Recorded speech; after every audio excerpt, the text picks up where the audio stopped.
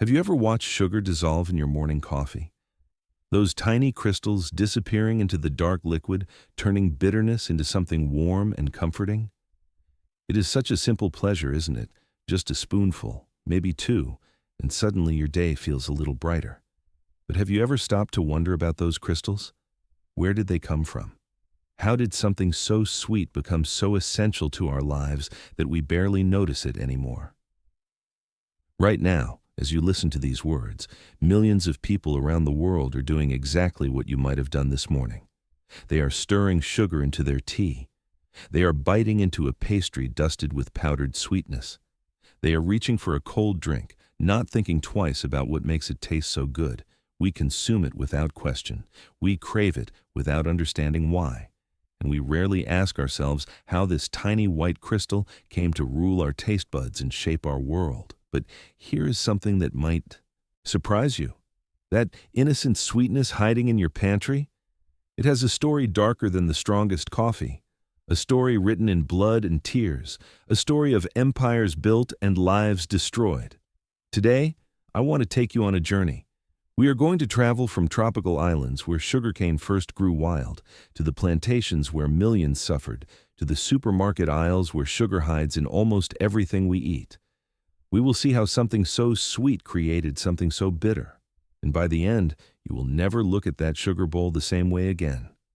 Think about this for just a moment.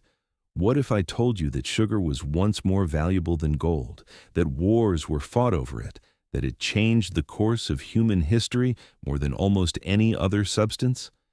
And what if I told you that its sweetness came at a price so terrible that historians call it one of humanity's darkest chapters? Are you ready to discover the truth? Let's begin our journey in a place far from here, in a time long before sugar became the everyday ingredient we know today. The birth of sweetness. Our story begins thousands of years ago in New Guinea, around 8000 BCE. People found a tall grass with thick woody stems that held a secret inside. When you bit into these stems, your mouth filled with an incredible sweetness. This was sugarcane. For thousands of years, people simply chewed on these stalks, enjoying the sweet juice. It was a treat, a simple pleasure on a hot day. Then, around the 1st century AD, something remarkable happened in India. Indian farmers discovered that if you crushed the sugarcane stalks to extract the juice, then boiled that juice until the water evaporated, something incredible would occur. The liquid would crystallize. It would turn into something solid, something that could be stored, something that did not spoil. They called it sharkara in Sanskrit. This word meant ground or candied sugar, but originally it meant grit or gravel. Those first sugar crystals must have looked like beautiful, sweet pebbles. This discovery was revolutionary. For the first time in human history, sweetness could be captured, it could be kept, it could be traded. But the ancient Indians saw something special in this substance. They did not use it the way we do today. No, sugar was far too precious for that. It was medicine. The ancient Ayurvedic texts describe sugar as a healing substance. Doctors prescribed it for stomach ailments. They used it to dress wounds. They gave it to people who were tired or weak. Sugar was something you got from a healer, something rare and valuable, treated with respect. When the Persians invaded India in the 6th century BCE, they were amazed. The ancient Persian texts describe it as the reed which gives honey without bees. Think about what a wonder that must have been. Honey was the only sweetener most of the world knew. It came from bees which could sting you. It was hard to gather. But here was a plant that produced sweetness all on its own. The Persians took sugarcane back with them. They learned the Indian methods of processing, and they began to spread this knowledge throughout their empire. The Arabic world embraced sugar differently. As Arab traders spread across North Africa and into Spain, they brought sugar with them. And they did something remarkable. They began using it not just as medicine, but as food. Arab cooks created pastries dripping with sugar syrup. They made candies and sweets. The English word candy comes from the Arabic word kondi. Syrup comes from Arabic. Even sugar itself traces back through Arabic sukar from the original Sanskrit. But sugar was still rare in Europe, still expensive, still something that only the wealthy could afford. That was about to change. The dark trade. Let me paint you a picture of 15th century Europe. Sugar costs more than many people earn in a week. It is displayed in locked boxes, shown off at wealthy banquets. It is a symbol of status and power. Then European explorers begin sailing to new lands, and they realize something crucial. The Caribbean and Brazil have the perfect climate for growing sugarcane. In 1493, Christopher Columbus himself brings sugarcane to the Caribbean. The Portuguese establish plantations in Brazil. They all see the future, and that future is sweet. But growing sugarcane is brutal work. The plants grow tall, sometimes 12 feet high. The thick stalks must be cut by hand.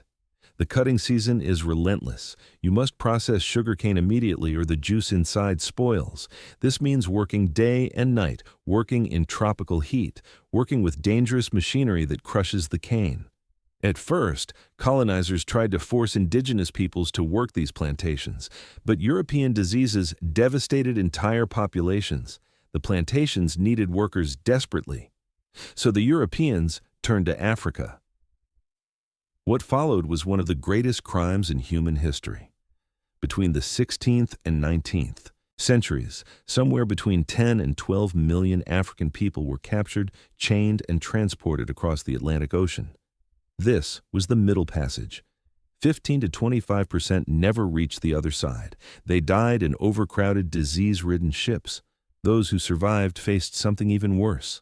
Life on a sugar plantation was a death sentence delivered slowly. The average lifespan of an enslaved person on a Caribbean sugar plantation was just 7 to 9 years after arrival. Think about that. 7 to 9 years. They worked from before sunrise until after dark. They planted the cane in scorching heat. They harvested it with tools that could easily cause terrible injuries. They worked in crushing mills where your hand or arm could be caught in the machinery. And then there was the most dangerous job of all, working in the boiling houses. To make sugar crystals, the extracted juice had to be boiled in enormous copper kettles over roaring fires. The heat was unbearable. The steam could scald. Workers stood for hours in these conditions, stirring the thickening syrup. One mistake, one moment of exhaustion, and you could be badly hurt or killed. The working conditions were so brutal that plantation owners calculated it was cheaper to work people to death and buy new slaves than to provide decent living conditions. Let that sink in for a moment. They did the math. They decided that human lives were disposable. All for sugar. All for sweetness. And here is where the story becomes even darker. The sugar trade created what historians call the triangular trade. European ships would sail to Africa loaded with manufactured goods, guns, and rum.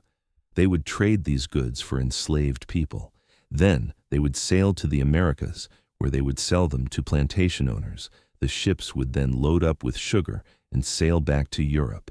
Here is the truly vicious cycle. Molasses, a byproduct of sugar refining, was distilled into rum. That rum was then shipped to Africa to buy more enslaved people, who were transported to the Americas to grow more sugarcane, to make more sugar, and molasses to make more rum to buy more people. A self-perpetuating cycle of human suffering, all in service of satisfying Europe's growing addiction to sweetness. By the 18th century, the Caribbean produced 80 to 90% of the sugar consumed in Western Europe. The wealth generated by sugar built some of the greatest cities in Europe. Grand houses were built, monuments were raised, all on the backs of people who would never see freedom. The irony is bitter, isn't it? The sweetest substance on earth, built on the most bitter of human experiences. The white gold. By the 19th century, sugar had transformed. It was no longer medicine. It was no longer a rare spice. It had become what people called white gold. In 1747, a German chemist named Andreas Marggraf discovered that you could extract sugar from sugar beets, a root vegetable that could grow in cold climates. For decades, this discovery was little more than a curiosity. But then came Napoleon and the Napoleonic Wars. The British Navy blockaded European ports, cutting off sugar from the Caribbean. Europe's sweet tooth was in crisis. Napoleon ordered French scientists to make the sugar beet method work on an industrial scale. By 1811, the first economically viable sugar beet processing plant opened in France. This was revolutionary. For the first time, European nations could produce their own sugar without relying on tropical colonies and slave labor. By 1880, sugar beet had surpassed sugarcane as the main source of sugar in Europe. The price of sugar began to fall. What had once cost more than a week's wages now cost pennies. And as the price fell, consumption exploded. Sugar began appearing everywhere, not just in luxuries but in everyday foods. Bakers added it to bread. It went into preserves and jams. It sweetened canned goods. Chocolate, once a bitter drink of the elite, became sweet candy bars for the masses. By 1900, the average person in Britain or America consumed more sugar in a year than their great-grandparents had consumed in a lifetime. But even as sugar became cheap and common, the human cost remained high. Slavery had been abolished, but plantation owners replaced enslaved workers with indentured laborers from India and China.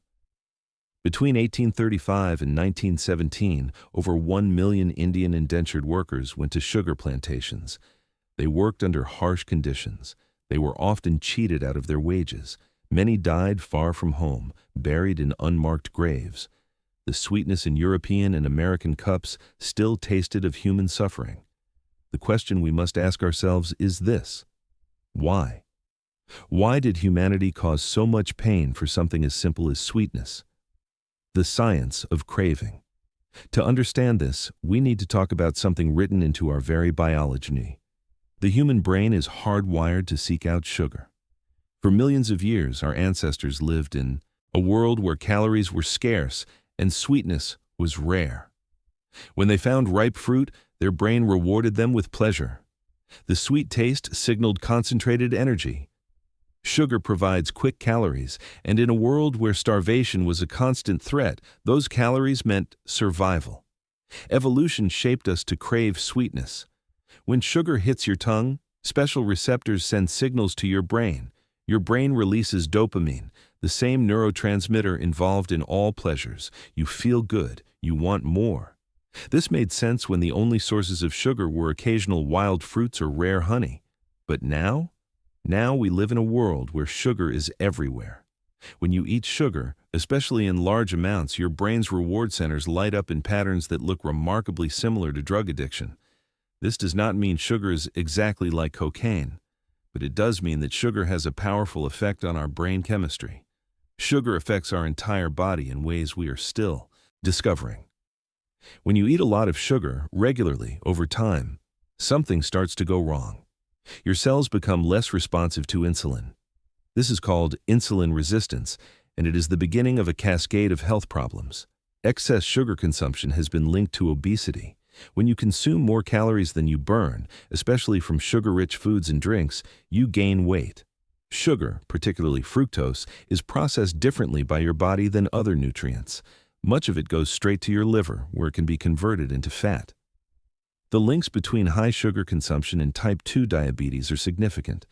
People who consume a lot of sugar-sweetened beverages have a higher risk of developing diabetes. High sugar intake is associated with increased blood pressure, chronic inflammation, and higher levels of unhealthy fats in the blood. The World Health Organization now recommends that adults reduce their intake of free sugars to less than 10% of their total energy intake. Better yet, they say, reduce it to less than 5%. That is about 25 grams or roughly 6 teaspoons of added sugar per day. But here's the problem. The average American consumes about 17 teaspoons of added sugar every single day. We are eating 3 times the recommended amount, and we often do not even realize it, because sugar is not just in the obvious places. The hidden empire. This is where sugar's empire becomes truly insidious. Sugar is everywhere. Look in your pantry right now. Check the labels. You will find sugar in bread, in pasta sauce, in salad dressing, in crackers, in soup, in yogurt marketed as healthy, in ketchup and barbecue sauce. Food manufacturers add sugar to almost everything because sugar makes food taste better overall. It balances acidity. It adds body and texture. It acts as a preservative. And most importantly, it makes us want to eat more. The food industry knows this. In the 1960s and 1970s, public health experts became concerned about fat in the diet. The message went out, Eat less fat. So food manufacturers removed fat from their products. But when you take fat out of food, you take out flavor. So what did they add? Sugar. Low-fat yogurt, loaded with sugar. Reduced fat salad dressing. Sugar is often the second or third ingredient. Healthy granola? It can have as much sugar as a candy bar. We have been conditioned to look for low-fat labels and assume that means healthy. But we forget to check the sugar content. And the sugar hides under many names: sucrose, glucose, fructose, maltose, corn syrup, high fructose corn syrup, honey, agave nectar. There are more than 60 different names for sugar on ingredient labels. A single product might list 3 or 4 different types. This is sugar's modern empire, not built on plantations and slave ships, but on supermarket shelves and restaurant menus. An empire that operates in plain sight but remains somehow invisible. Think about a typical day. Breakfast cereal with milk? That cereal probably has several teaspoons of sugar. A flavored coffee on your way to work? Another 5 or 6 teaspoons. Lunch might be a sandwich with bread that contains sugar. Dinner could include pasta sauce with sugar. Before you know it, you've consumed 20 or 30 teaspoons of sugar, and you probably did not even taste most of it. This is sugar's greatest trick. It has become so normal, so integrated into our food system that we cannot escape it even when we try. The reckoning. So here we are. Here we stand in the 21st century, surrounded by more sugar than our ancestors could have imagined, and we are seeing the consequences. Obesity rates have tripled worldwide since 1975. In 2016, there were 1.9 billion overweight adults in the world. 650 million of them were obese. Type 2 diabetes, once called adult-onset diabetes, now affects teenagers and even children. The healthcare costs are staggering, and yet sugar consumption remains high. In some countries, it is actually increasing. The food industry fights any attempt at regulation. They fund studies that cast doubt on sugar's health effects. They lobby against sugar taxes and warning labels. They market aggressively to children. Does this sound familiar?